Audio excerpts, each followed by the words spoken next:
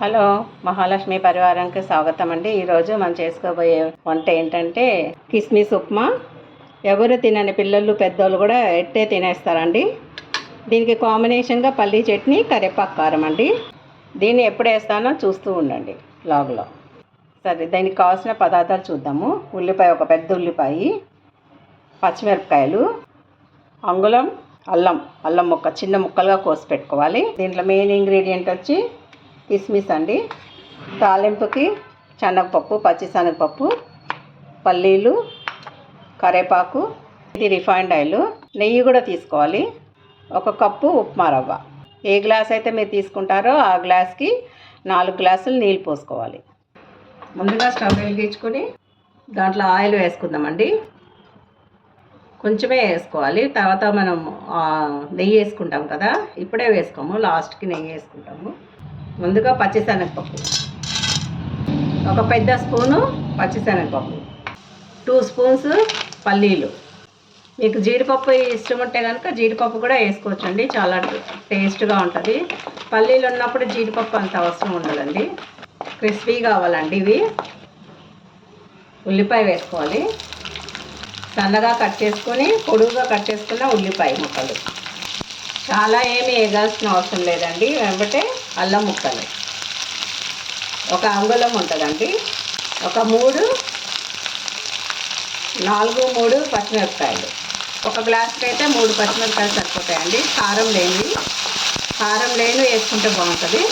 కరివేపాకు ఇలా నలిపి వేయాలండి. కరివేపాకు. ఉప్మా గట్టిగా ఇష్టపడే వాళ్ళైతే మీరు గ్లాస్కి 3 గ్లాసులే వాటర్ వేసుకోండి. కొంచెం లూజ్గా అలా వెళ్ళిపోవాలి గొంతులోకి అంటే కొంచెం వాటర్ కన్సిస్టెన్సీగా మెత్తగా కావాలి అనుకునే వాళ్ళకి 4 గ్లాసులు వేసుకోండి. ఇప్పుడు కిస్మిస్ వేసుకుందామండి. 1 కప్పు కిస్మిస్. ఎంత ఎక్కువ వేసుకుంటే అంత బాగుంటుందండి. ఎవ్వరు తినని ఆ పిల్లలు కూడా నాకు ఉప్మా కావాలి అని మారిపోతారనమాట. ఎవరైతే ఉప్మా తినని పిల్లలు ఉంటారో, ఎవరికైనా ఉప్మా తినని వాళ్ళు ఉంటారో పెద్దవాళ్ళైనా కిస్మిస్ వేసి చూడండి, ట్రై చేయండి ఒకసారి. 1 గ్లాస్కి 1.5 గ్లాస్కి 4 గ్లాసులు వాటరు.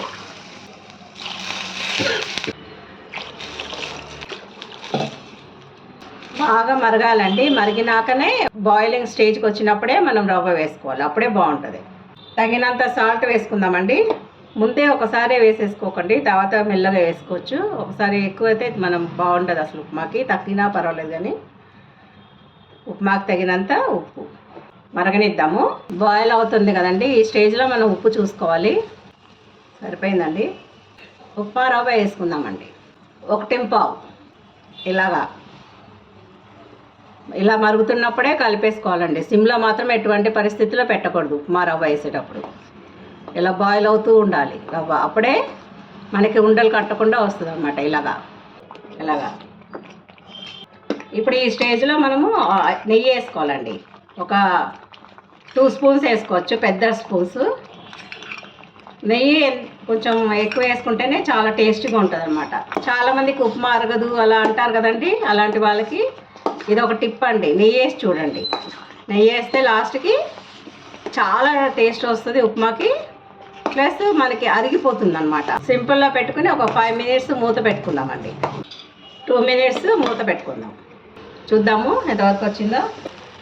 చాలా బాగా వచ్చింది కదా, వాటరీగా లేదు, అట్లా గట్టిగా లేదు, కరెక్ట్ కన్సిస్టెన్సీ ఇలా వచ్చిందనమాట. ఇప్పుడు మనం దీని మీద కొత్తిమీర వేసుకుందాం. అంతేనండి, ఎంతో రుచిగా కిస్మిస్ ఉప్మా రెడీ అయిపోయిందండి. ఎవరు తినని పిల్లలు పెద్దోళ్ళు కూడా ఎట్టే తినేస్తారండి. దీనికి కాంబినేషన్గా పల్లీ చట్నీ, కరివేపాకు కారం అండి. మనం తినడమే లేట్ అండి. ఉంటానండి. ఇంకా మీరు కూడా ఇలాగా చేసుకుని తిని ఆనందించండి. కిస్మిస్ ఉప్మా ఒకసారి ట్రై చేయండి. చేసి తిని అప్పుడు మీరు నా ఛానల్కి సబ్స్క్రైబ్, లైక్ చేసి షేర్ చేయండి. ఓకే, ఉంటానండి. ఇంకొక వంటతో కలుద్దాం.